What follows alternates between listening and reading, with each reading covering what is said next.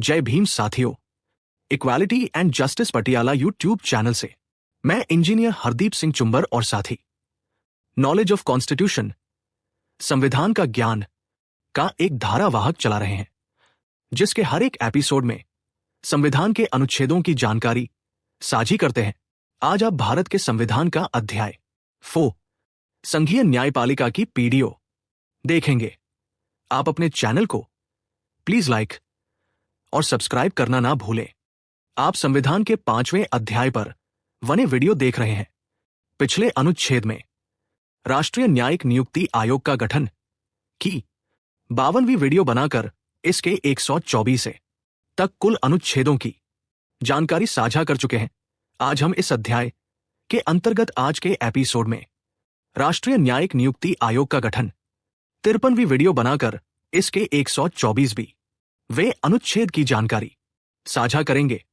ये अंश राष्ट्रीय न्यायिक नियुक्ति आयोग के कार्यों को स्पष्ट करता है, जिसे संविधान 99वां संशोधन अधिनियम 2014 के माध्यम से सम्मिलित किया गया था। जय भीम साथियों, आज की वीडियो के बारे में आपको चुंबर साहब ने बता ही दिया है कि आज हम राष्ट्रीय न्यायिक नियुक्ति आयोग के कार्य पर बात करेंगे। बता दें कि यह अंश राष्ट्रीय न्यायिक नियुक्ति आयोग के कार्यों को स्पष्ट करता है, जिसे संविधान 99वां संशोधन अधिनियम 2014 के माध्यम से सम्मिलित किया गया था।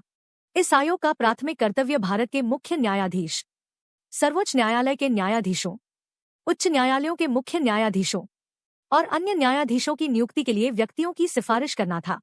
इसके अतिरिक्त आयोग को उच्च न्यायालयों के मुख्य न्यायाधीशों और अन्य न्यायाधीशों के स्थानांतरण की सिफारिश करने का अधिकार दिया गया था। साथ ही यह सुनिश्चित करने का भी कार्य सौंपा गया था कि अनुशंसित व्यक्ति में क्षमता और ईमानदारी हो।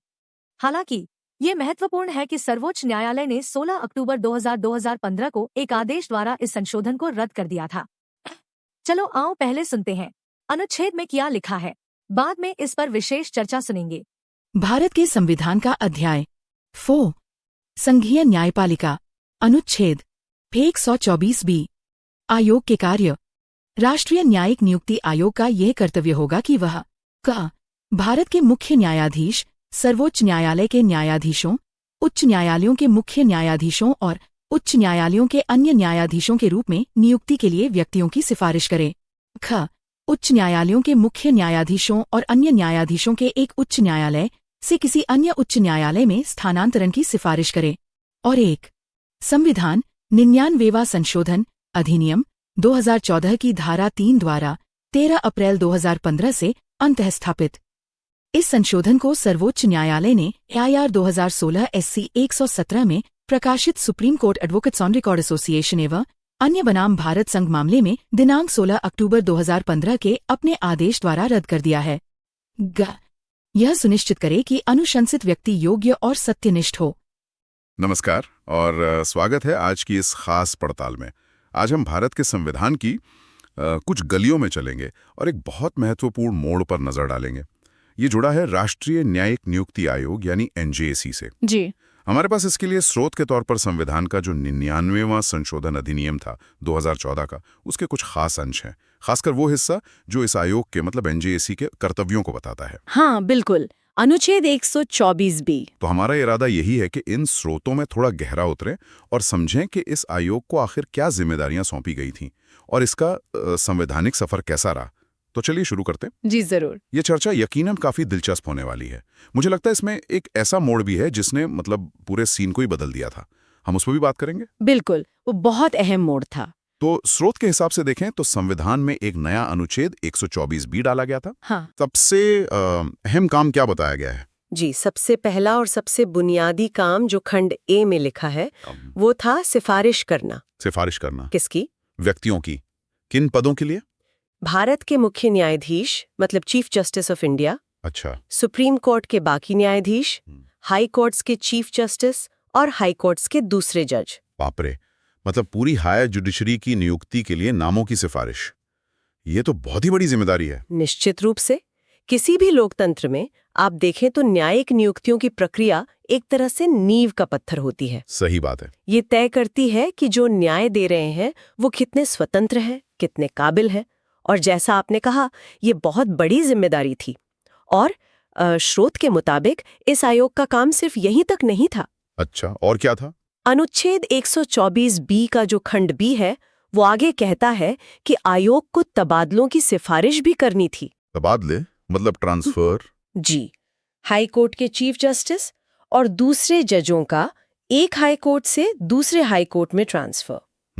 तो नियुक्ति भी और तबादले भी दोनों ही इसके दायरे में थे। दोनों पहलू, नियुक्ति और तबादले दोनों के लिए सिफारिश करने का कर्तव्य इसे सौंपा गया था इस प्रस्ताव के तहत। हाँ, और तबादलों का मुद्दा भी देखिए उतना ही संवेदनशील होता है, बिल्कुल, क्योंकि उसका सीधा असर जजों के काम पर, उनकी स्वतंत्रता पर पड़ सकता है।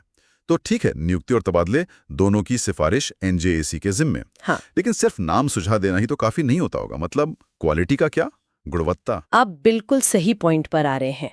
स्रोत का जो खंड सी है वो इसी बात पर जोर देता है। क्या कहता है वो? वो कहता है कि आयोग ये सुनिश्चित करेगा, मतलब ये पक्का करेगा कि जिन लोगों की सिफारिश की जा रही है वे योग्य हों और उनकी सत्यनिष्ठा संदेह से परे हो। योग्य और सत्यनिष्ठ? योग्यता और सत्यनिष्ठा, जी, ये दो शब्द ये बेसिकली आयोग के काम के लिए मानक स्टैंडर्ड्स तय करते हैं। योग्यता और सत्यनिष्ठा, ये शब्द सुनने में तो सरल लगते हैं, लेकिन न्यायिक संदर्भ में इनका मतलब तो बहुत गहरा होगा। बिल्कुल। योग्यता का मतलब सिर्फ कानून की जानकारी होना ही तो नहीं होगा। नहीं, बिल्कुल नहीं।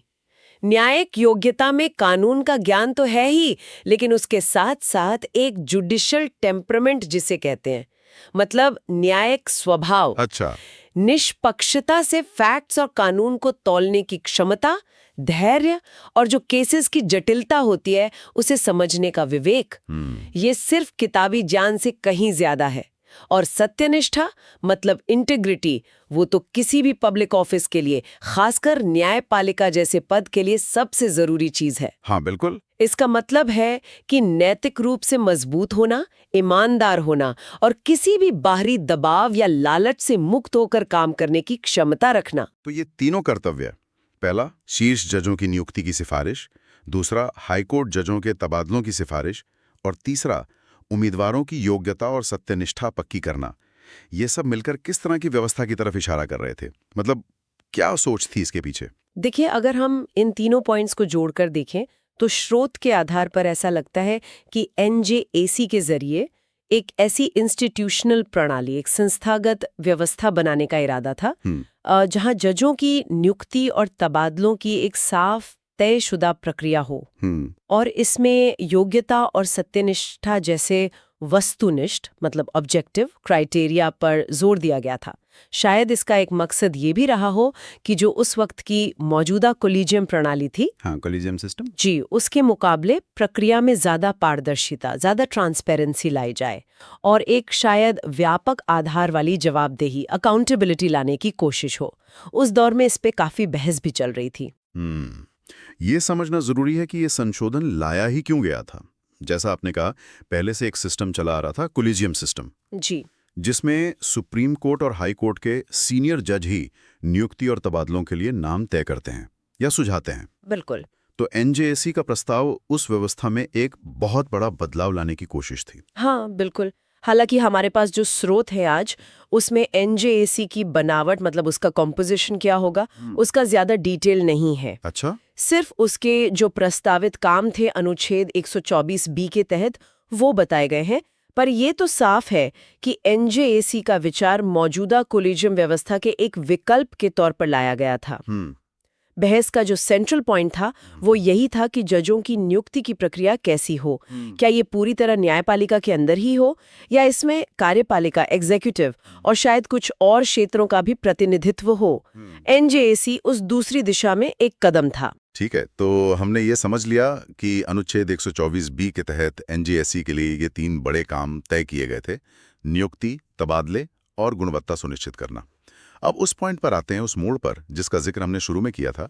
स्रोत में ही एक बहुत जरूरी नोट दिया गया है, वो क्या बताता है? हाँ, वो नोट इस पूरी कहानी में, जैसा आपने कहा, एक बड़ा ट्विस्ट लाता है। क्या है वो?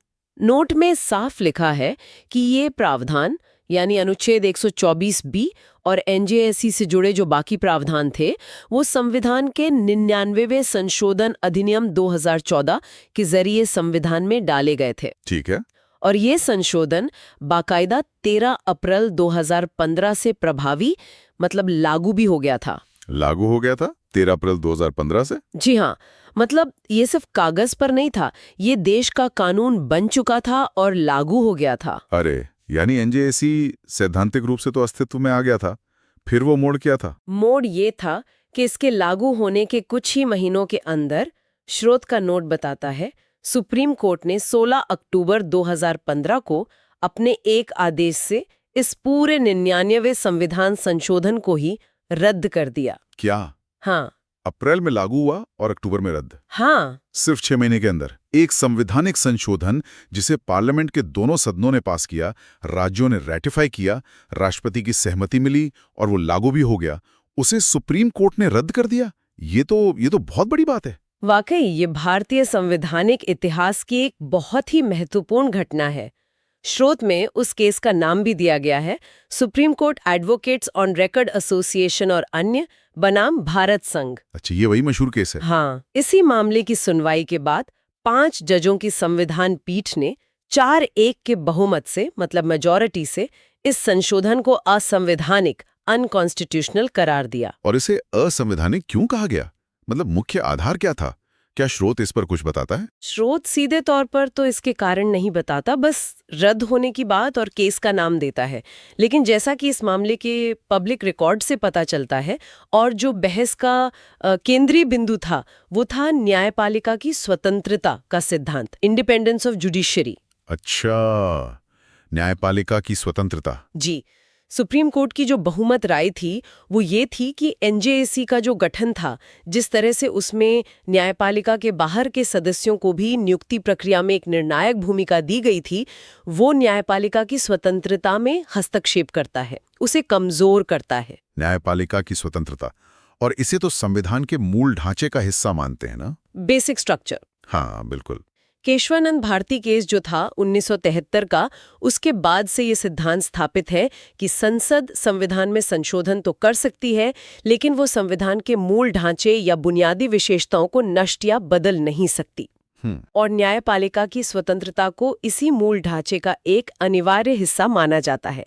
सुप्रीम कोर्ट ने एनजेएसी मामले में यही पाया कि 99वां संशोधन इस मूल ढांचे का उल्लंघन करता है, इसलिए ये असंवैधानिक है। तो इसका मतलब ये हुआ कि वो अनुच्छेद 124B, जिसके तहत एनजेएसी के इतने सारे महत्वपूर्ण कर्तव्य तय किए गए थे, नियुक्ति की सिफारिश, तबादलों की सिफारिश, योग्यता और सत्यनिष्ठा पक्की करना, वो सब खत्म हो गया? हाँ, क्योंकि पूरा का पूरा संशोधन ही रद्द हो गया। सही समझा आपने। संशोधन रद्द होने के सीधा नतीजा ये हुआ कि एनजेएसी कभी भी मतलब प्रभावी रूप से काम शुरू ही नहीं कर पाया। अच्छा, ये एक संवैधानिक विचार था जिसे कानून का रूप दिया गया, लेकिन वो न्यायिक समीक्षा, जुडिशियल रिव्यू की कसौटी पर खरा नहीं उतर सका।